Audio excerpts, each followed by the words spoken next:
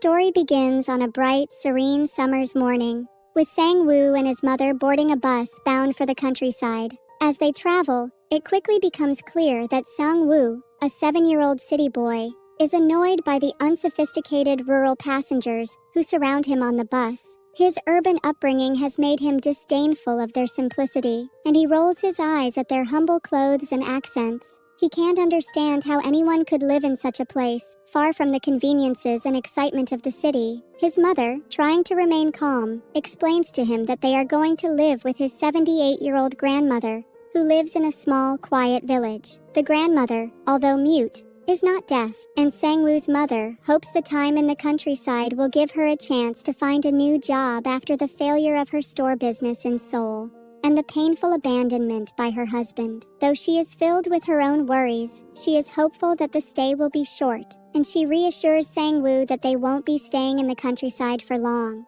Eventually, the bus reaches its destination. When they arrive at the grandmother's house, Sang-woo is deeply disappointed. The house is humble and unkempt, far from the comforts of his urban life. There is no electricity, no running water, and the basic needs he is accustomed to are not available here. His irritation grows, and he shifts uncomfortably as his mother speaks to the grandmother. She promises it won't be for long, and that she will be back soon. But despite her kind words, Sang-woo's resentment grows as she leaves, catching the next bus out of the village. He is now completely alone with his grandmother.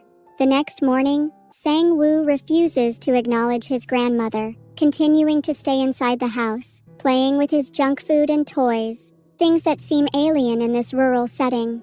Meanwhile, the grandmother starts her daily routine. She wakes early, the sounds of the morning birds the only noise in the quiet house. She gathers water from the river, her frail body moving with a practiced, almost meditative precision. Though she is mute, she is far from helpless, tending to her responsibilities with quiet determination. After fetching water, she washes her clothes by the river, the gentle flow of the water providing a sense of peace in a life filled with hardships. The grandmother's strength is evident in her actions, though it is unnoticed by Sang-woo, who remains trapped in his own world of disdain and bitterness. The grandmother's life is one of simplicity and routine.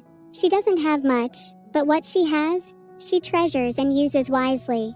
Her neighbors, two very different individuals, help fill the quiet of her life. One is a hard-working country boy who seems to always be in motion, tending to the land, caring for animals, and doing various chores. Though he is rough around the edges, there is a kindness in his eyes. From the start, he makes an effort to befriend Sang-woo. Then there is the young girl, a vibrant soul who lives nearby. She is about Sang-woo's age and he begins to develop feelings for her. However, his feelings are unrequited, as she seems far more interested in the country boy. This stirs a new layer of frustration in Sang-woo, who, for the first time, experiences the pangs of jealousy and unreciprocated affection. As time goes on, Sang-woo's Game Boy, the symbol of his connection to the outside world and his comfort zone, runs out of batteries. Unwilling to give up on his favorite distraction, he demands money from his grandmother for replacements. However, the grandmother is poor and cannot afford such luxuries. She has no money to spare. And when Sang-woo hears this, he becomes frustrated. Instead of understanding, he teases her, showing no empathy for the struggles she faces in her own life. His disdain grows, and in an outburst of frustration, he takes her old shoes and throws them away. Not stopping there, he breaks one of her chamber pots and even draws insulting graffiti on her house walls. His actions are cruel, meant to provoke a response, but the grandmother, though deeply hurt, remains silent, not retaliating. When this tactic doesn't work, Sang-woo takes things further, resorting to stealing. He takes her ornamental hairpin, a cherished item, and heads off to find a shop where he can trade it for batteries. After some time, he finds a place that might be able to help, but when he attempts to exchange the hairpin, the shopkeeper, who happens to be one of his grandmother's friends, recognizes the item and strikes him on the head. The man is angry, scolding him for his behavior and sending him home. As Sang-woo returns, the weight of what he has done begins to settle on him, but it's clear that he still has a lot to learn. One day, Sang-woo decides he wants something more familiar from his city life: Kentucky Fried Chicken. The grandmother, confused by his request, only hears chicken. Not knowing how to satisfy his exact wish, she takes it upon herself to go to the market.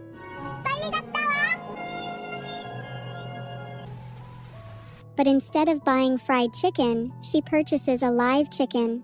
In the pouring rain, she trudges home, determined to fulfill his request, no matter what. When she returns and prepares the boiled chicken, Sang-woo is furious. It is not the fried chicken he had imagined, and in a fit of anger, he throws the food away without even considering the effort his grandmother put into preparing it. But later that night, hunger overtakes his pride, and he secretly eats the chicken, realizing that despite the initial bitterness, it was actually quite delicious. The next morning, however, things take a turn. The grandmother becomes ill, perhaps from the cold, or exhaustion from the long walk in the rain. Sang-woo, feeling the weight of his previous actions, steps up in a way he never has before. For the first time, he cares for her, serving her the leftover chicken, and trying his best to comfort her. This is a moment of growth for Sang-woo. As he tends to his sick grandmother, he begins to see her not just as an inconvenience or a burden, but as someone who, despite her own hardships, continues to care for him unconditionally. Despite the grandmother's fragile health as she battles osteoporosis and the weight of old age, her life is simple, yet full of quiet dignity. Her needs are few, and the only thing she appears to rely on Sang-woo for is the threading of her sewing needles, something that highlights both her independence and her need for connection. She spends her days stitching shoes, working tirelessly to earn a modest income. One of her most touching relationships is with a friend whom she meets regularly. Their conversations are often brief but meaningful, and the friend's final words, "Come by again before one of us dies," leave a poignant reminder of the inevitable passage of time. Sang-woo, on the other hand, remains disconnected, angry and overwhelmed by the unfamiliar environment. He is frustrated by his circumstances and rejects his grandmother's attempts to please him. Her unconditional love seems to fall on deaf ears, and at first, he is too absorbed in his own world to appreciate her sacrifices.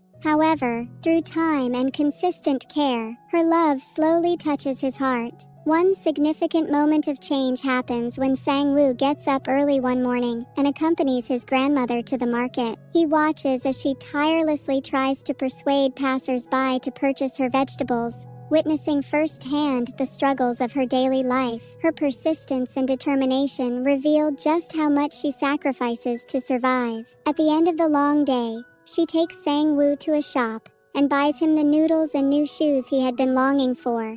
This is a small but significant gesture of love, and it marks a turning point in their relationship. As they are about to board the bus home, Sang-woo, still holding on to some of his previous emotional distance, asks his grandmother to buy him a choco pie, a small treat that he desires.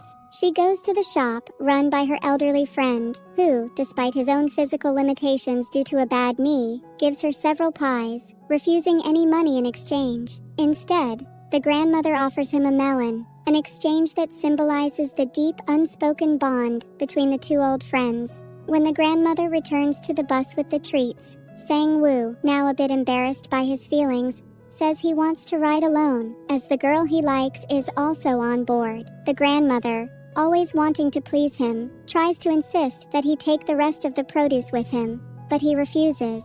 Sang-woo, still very much caught up in the complexities of growing up, does not understand the full significance of her gesture. As the bus departs, Sang-woo watches her walk away, wondering why it is taking her so long to return. He soon realizes that she has walked back from town, carrying all her produce, a symbol of her sacrifice and unspoken love. This realization is a pivotal moment for Sang-woo. For the first time, he sees his grandmother's efforts in full light. Her actions, selfless and loving, begin to pierce through his anger and frustration, making him feel a deep sense of regret and longing. In the final stages of their time together, Sang-woo begins to open up to the depth of his love for his grandmother. He makes simple greeting cards for her, knowing that she cannot read or write, but hoping that through these cards, she can feel the words of love that he struggles to express. Finally, Sang-woo's mother returns, and it is time for him to leave.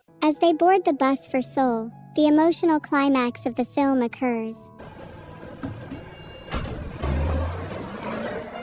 Sang-woo leans out of the back window, waving a tearful goodbye to his grandmother. In this moment, all the love, regret, and connection he has felt toward her are laid bare. The film ends with the grandmother, now alone in her thatched roof house, continuing her quiet life. But this time, she is no longer entirely alone, for Sang-woo's love has been immortalized in the letters he made for her, a symbol of the love they shared and the deep connection that has blossomed between them.